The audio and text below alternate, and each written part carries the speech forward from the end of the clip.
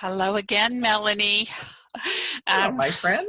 I'm so happy to see your face and your smile again today. Thank you. This is Isabel Banerjee reporting live with my dear friend Melanie Sibbitt, who is one of the celebrities currently featured and playing at CFB Trenton in Canada. And she is one of the 237 passengers that was aboard the Grand Princess cruise ship, and kind of quite spectacularly disembarked in California. What day? It was Monday, right? Yeah, Last week? March 2nd. Right. And then was transported overnight in a rather unusual, shall we say, executive jet Yeah. to get to the Air Force Base. So our first interview yesterday kind of told you the longer version of the story, but today we're just going to check in briefly with Mel and talk a little bit about, okay, you know what, world, shit is happening.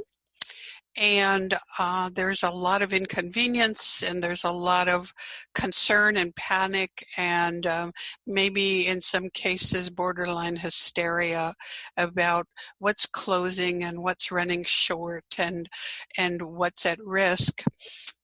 But there's another side, and this is something important for us all to hear it from somebody who is really, really in the trenches, and and her perspective and take on that. So, Mel, how do we make the best of this situation?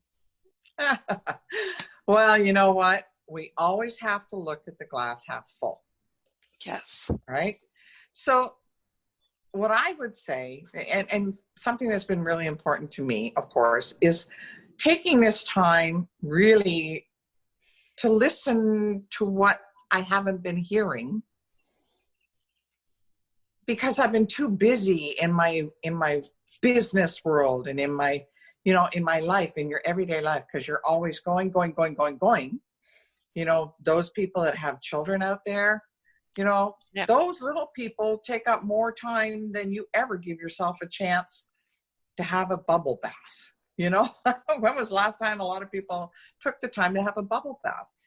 And our world has really been moving much more towards self-care. People are starting to, they're starting to understand. They're eating better, they're exercising, they're doing meditation, they're doing yoga. But now this gives us an opportunity to do more of that, right? It gives us an opportunity to take care of ourselves and put our own oxygen mask on first. I thank you very much for bringing that out in the forefront for discussion.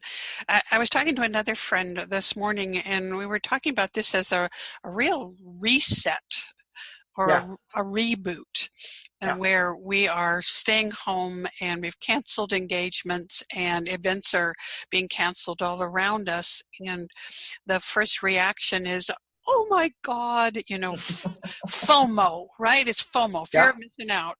Yeah. But now if you shift that and look in the mirror from the opposite perspective of how this is an opportunity to adjust perspective and priorities, reset. So how are you doing that, or what can you offer as some suggestions to others that haven't quite embraced the positive side of this experience? Well, you know what? I've actually really been, I've been meditating while I'm here, Good. and I've been journaling.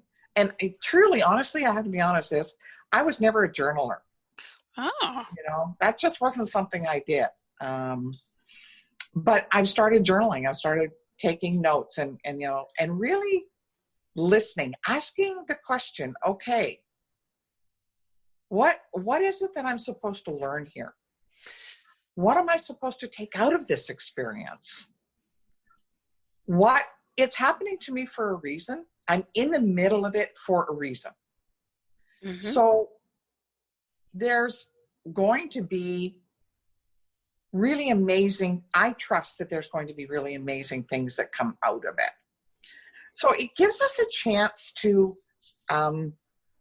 listen to ourselves, but not only listen, but to actually hear ourselves, but from a heart level, right? Yeah, right. Hear what our heart, hear what our soul has been asking for. And then we can start taking some actions, even in this period of time where we're being asked to stay home, to isolate. Maybe it's a good time for people who are with their families, Right. to say, hey guys, what is it that we've been talking about that we really want to do, but we haven't got around to it because, you're going to soccer and you're going to baseball and I'm going for work and then I got to do this and I got to do that. And maybe this is a time for coming together. Again, it's a time for connection. It's Right. a time for connection of our hearts.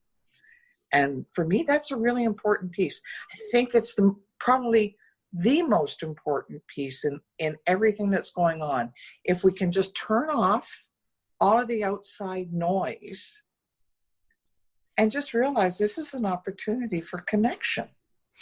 I love that thought, to sort of silence all that static and racket and get off that hamster wheel. Yeah.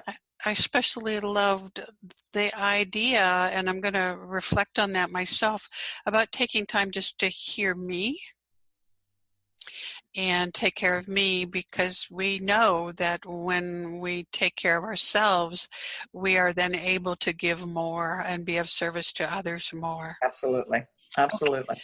All right. Why don't we leave this with everybody to just sort of think themselves, and I'm inviting, I know you are too, everybody to jump in and share their ideas and best practices about how to get through this situation with COVID-19 and this strange new way of being in society and relating to each other. And let's join arms and join hands. Well, they're all clean, they're virtual hands. and let's spread a little joy and yeah. So thank you once again.